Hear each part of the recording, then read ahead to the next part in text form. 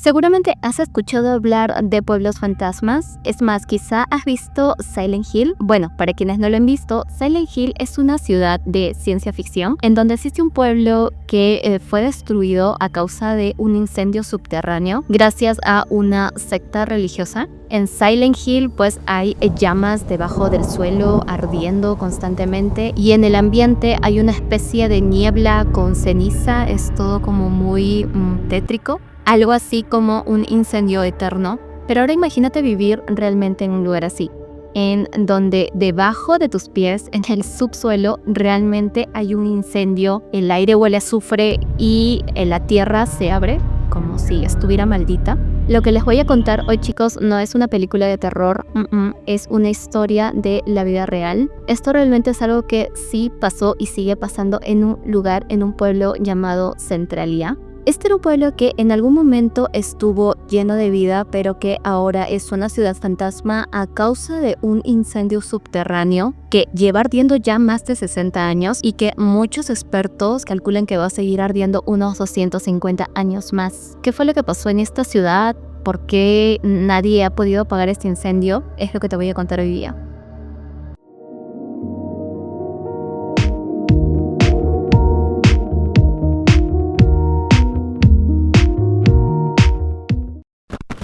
Hola chicos, ¿qué tal? ¿Cómo han estado? Mi nombre es Fiorella, por si no me conocen, y el día de hoy estoy aquí nuevamente con una nueva historia, así que nada, acomódense que esta historia va a estar muy interesante.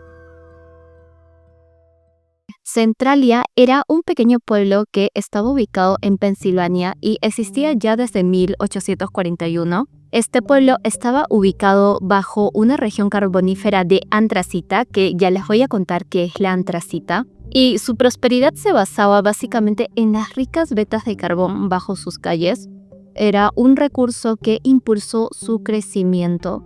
En su mejor momento, Centralia fue una comunidad próspera gracias a la población minera. Muchas familias se sintieron atraídas a Centralia ya que había bastante trabajo en lo que es minería. En su mejor momento, Centralia llegó a tener unos 2.000 habitantes, pero no todo era minería. También habían negocios prósperos, habían tiendas, habían bares, negocios, escuelas, incluso también tenían una iglesia y también tenían un teatro. Centralia era un pueblo lleno de vida. Pero ya para la época de los 60, la industria carbonífera había decaído bastante, ya no era la principal actividad económica de Centralia, por lo cual se habían abandonado las minas, los socavones que estaban debajo de la ciudad de Centralia. Habían túneles, habían pozos, habían socavones abandonados, llenos de antracita. Pero, ¿qué es la antracita? Bueno, este es un tipo de carbón muy puro, de hecho es el de mejor calidad de entre todos los carbones que existe. Es muy difícil de encender, pero cuando se enciende produce mucha más calor y energía que la mayoría de carbones y también arde por muchísimo más tiempo. Es por eso que en su momento era un mineral muy preciado. Y bueno, aquí vamos a los hechos en sí de lo que ocurrió. En Centralia era muy común juntar la basura todos los años en un vertedero y hacer la quema de basura anual. Esto como para evitar malos olores. Pero a partir de la década de los 50 esto se había prohibido por ser una práctica un tanto peligrosa. Entonces empezaron a surgir vertederos ilegales por varias zonas de Centralia. Y en el año de 1962 el municipio decide juntar toda esta basura de estos vertederos ilegales en un solo lugar, en una mina abandonada a cielo abierto. Este es un tipo de mina no convencional como los socavones, sino más bien, bueno, aquí tienen una foto. Esta era una mina que estaba abandonada ya desde los años 30, nadie la usaba, entonces decidieron juntar toda la basura en este lugar. Exactamente el día 27 de mayo, en la semana del Día de los Caídos o el Memorial Day en Estados Unidos, se iba a hacer la quema de esta basura y así fue. Ese día los bomberos hicieron la quema de basura controlada, ¿no? Y en la noche pues apagaron el fuego y pues todo normal. Pero 2 días después el fuego volvió a reaparecer. Los bomberos fueron y apagaron el fuego nuevamente, pero a los 2 días el fuego volvió a reaparecer. Los bomberos fueron, apagaron el fuego y a la semana siguiente lo mismo. El fuego no dejaba de reaparecer y era bastante extraño. Entonces, lo que hicieron los bomberos fue remover la basura que estaba por encima y llegar hasta el fondo para ver qué era lo que estaba haciendo que el fuego regrese. Y es aquí donde se dan cuenta que habían cometido un grave error.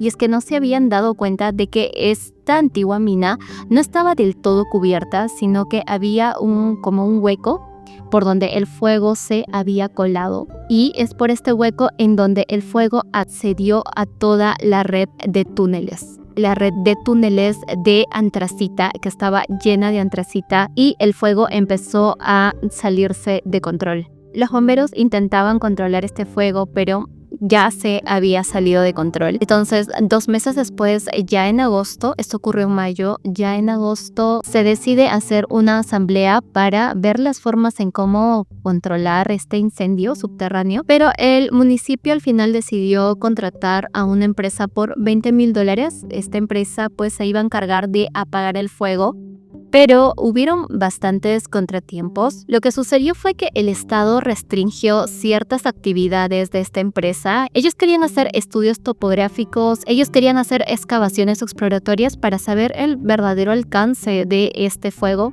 Pero como digo, el Estado les restringió el acceso a varias zonas de Centralia en donde ellos creían que se podía haber extendido el fuego. Y es más, solamente les permitían trabajar unas cuantas horas al día, lo cual hizo que esta medida pues no funcionara. Y ya para el mes de octubre el presupuesto se había terminado.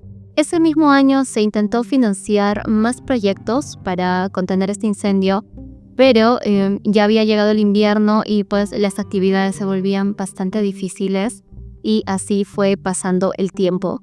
Ya habían pasado 4 años, era 1966, aunque había un incendio pues, debajo del suelo de Centralia. Afuera parecía que las cosas seguían más o menos igual. Incluso ese mismo año, 1966, Centralia festejó su centenario y también enterraron una cápsula del tiempo. Esto como una muestra de su optimismo, como que ellos realmente no lograban divisar el real alcance de este problema. Y un año más tarde, en 1967, se autoriza cavar una zanja, esto para contener el incendio. Pero pues ya era muy tarde. Habían pasado ya 5 años y el fuego se había extendido incluso más profundo. Alrededor de unos 70 metros de profundidad tenía este incendio. Y 2 años más tarde, en 1969 hasta 1974, se intentó construir una barrera de cenizas volantes, pero esto es algo que tampoco funcionó e incluso estaba también afectando la salud de los habitantes. Y así iban pasando los años, cada medida que se intentaba aplicar era inútil, no se podía controlar este fuego. Es más, incluso ya empezó a repercutir en la salud de los habitantes de Centralia. Estos gases tóxicos que se emanaba del carbón, del fuego, del incendio, empezaron a llegar a la superficie. Eran gases tóxicos, era dióxido de carbono, calor y humo que ya empezaba a filtrarse en las casas y también en ciertas zonas. Y la gente empezó a experimentar ciertos síntomas. Tenían dolor nasal, tenían dolores de cabeza, bastante mareo, los ojos llorosos, también experimentaban mucha fatiga extrema. Muchos de ellos decían tener miedo de irse a dormir por el hecho de no despertarse. Entonces el Estado empezó a tomar ciertas medidas, estaban enviando personas que monitoreaban el nivel de dióxido de carbono que había en el ambiente. Es más, incluso también llegaban a las casas, esto era casi a diario. Incluso las personas de Centralia ya sentían que estaban perdiendo su privacidad. Muchos de ellos no podían ya descansar en sus hogares. Habían ciertas zonas de sus casas en donde era mucho más fuerte este gas nocivo. Y esta medida que tomó el Estado de monitorear los niveles de dióxido de carbono poco o nada sirvieron. Y el pueblo también empezó a dividirse. Habían personas que querían quedarse, pero habían otras que se querían ir. Habían personas que querían quedarse porque en la zona del pueblo en donde ellos vivían no estaba tan afectada por estos gases, pero habían otras zonas del pueblo en donde sí, en donde mucha gente ya había perdido su calidad de vida, estaban experimentando muchas enfermedades respiratorias. Entonces, estas personas exigían al Estado que los reubicara en otros lugares. Incluso el Estado dijo que esta medida que habían tomado de la barrera de cenizas volantes había sido todo un éxito y que el fuego se estaba extinguiendo. Realmente había sido una mentira. Y unos años después se supo la verdad de que no, de que el fuego aún continuaba. Es más, no sé si les había dicho al inicio, pero en un comienzo el municipio había ocultado el verdadero origen de este incendio. Habían dicho que había sido por causas desconocidas, pero luego se supo la verdad, ¿no? De que había sido a causa de esta quema de basura. Ya pasados muchos años, se concluyó en un estudio que este incendio costaría unos $660 millones en apagarlo, extinguirlo. Eso es más o menos unos $2.000 millones en la actualidad, y que también se debería demoler parte del pueblo para poder hacer esto. Entonces es aquí en donde las esperanzas de las personas de Centralia pues se rompieron totalmente. La gente ya no le veía futuro a Centralia ni a sus hogares, por más de que intentaban permanecer unidos. He thought that the causes could have been related to the carbon monoxide. So at that time, we took it upon ourselves and we moved out of our home. The government tells us, our state health department tells us that these gases are not dangerous to us, that we can live with them. Y también empezaron a aparecer señales de peligro crítico. En 1979, el dueño de una gasolinera en Centralia empezó a notar que el terreno baldío que estaba al lado de su gasolinera pues empezaba a brotar humo y se sentía bastante caliente.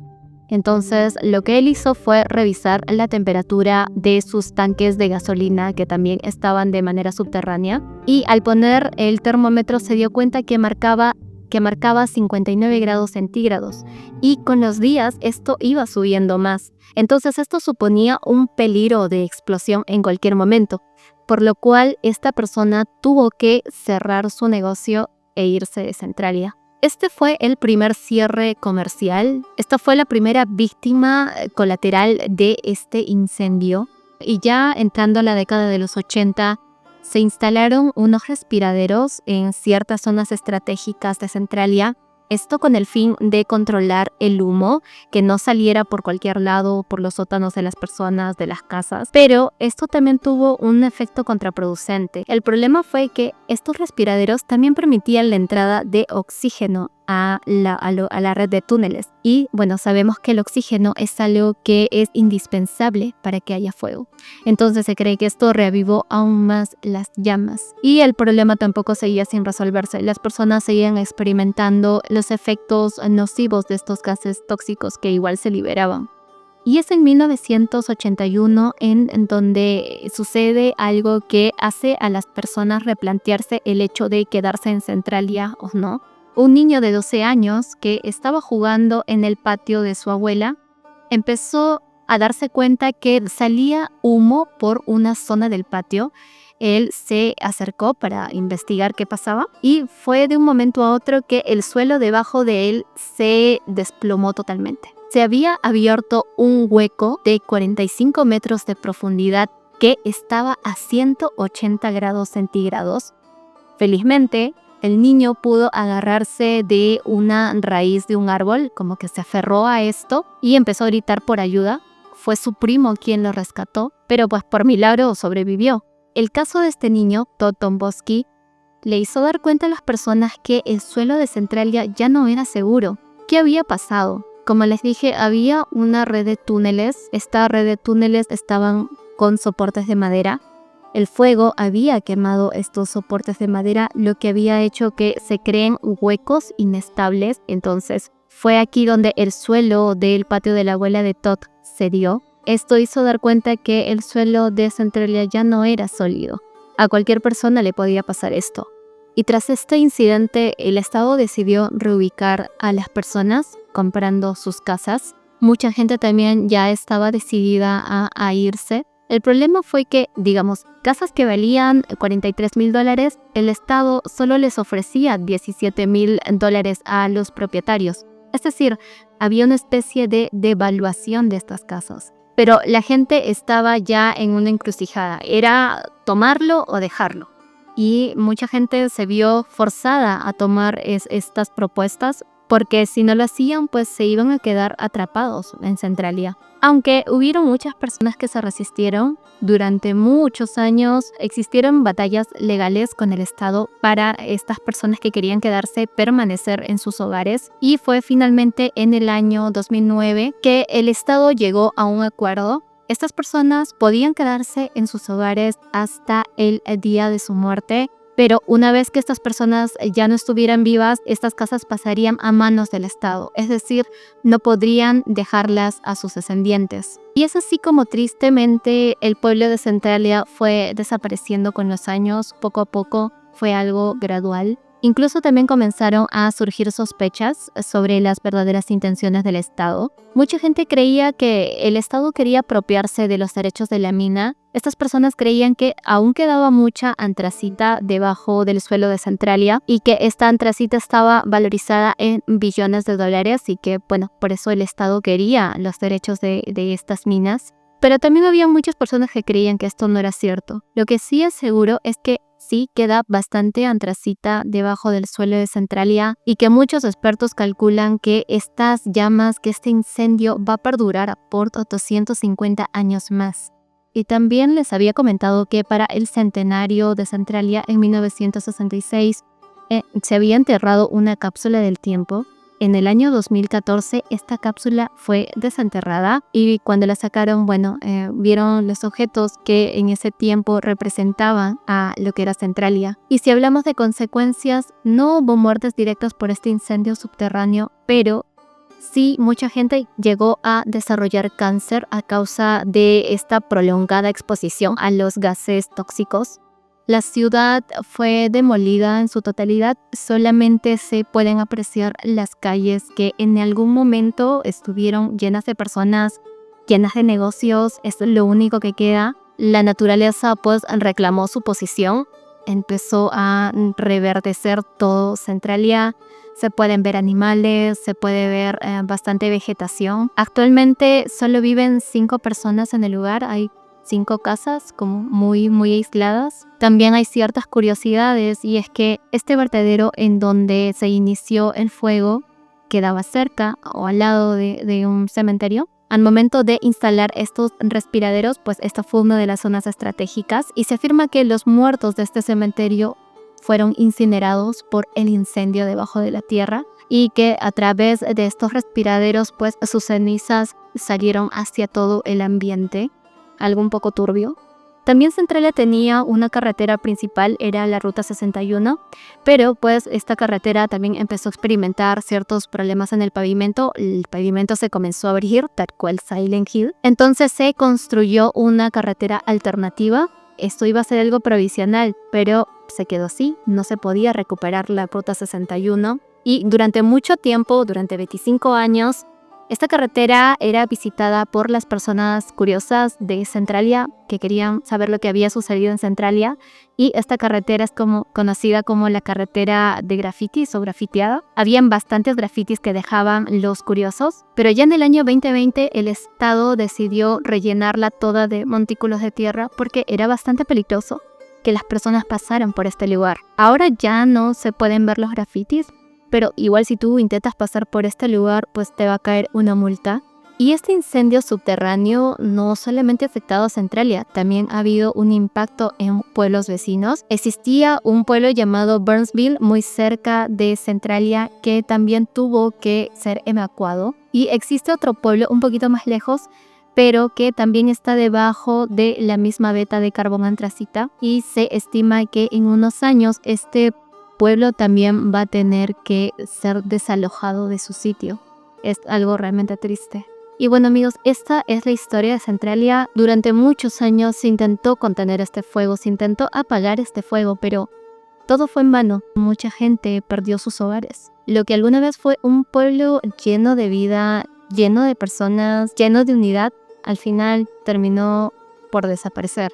Para mí Centralia, muy aparte de ser un desastre ambiental, también es un recordatorio de lo frágil que puede ser todo lo que creemos que es seguro. Esto me hizo pensar mucho en mí, en el sentido de que yo vivo en un lugar que está en los pies de un volcán. Literalmente vivo a los pies de un volcán y obviamente un volcán en cualquier momento puede entrar en actividad, en erupción, y no me quiero ni imaginar qué pasaría conmigo y con todas las personas que vivimos en esta ciudad. Nunca sabes qué tan seguro puede ser el lugar en donde vives. En Centralia, actualmente el fuego subterráneo está ahí, sigue ardiendo. Es un fuego silencioso, no se puede ver a simple vista, pero está ahí. Hay fuego debajo de toda esa zona. Quise hacer este video para honrar a todas esas personas que perdieron sus hogares, que lo perdieron todo.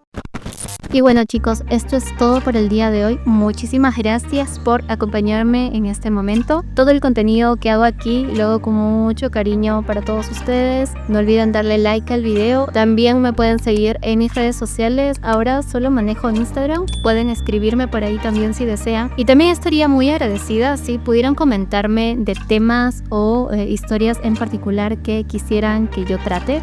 Yo feliz de leerlos. Y nada chicos, muchísimas gracias por acompañarme el día de hoy. Espero que tengan un bonito fin de semana o no sé qué día lo están viendo. Pero nada, cuídense mucho, ya nos vemos. Chao.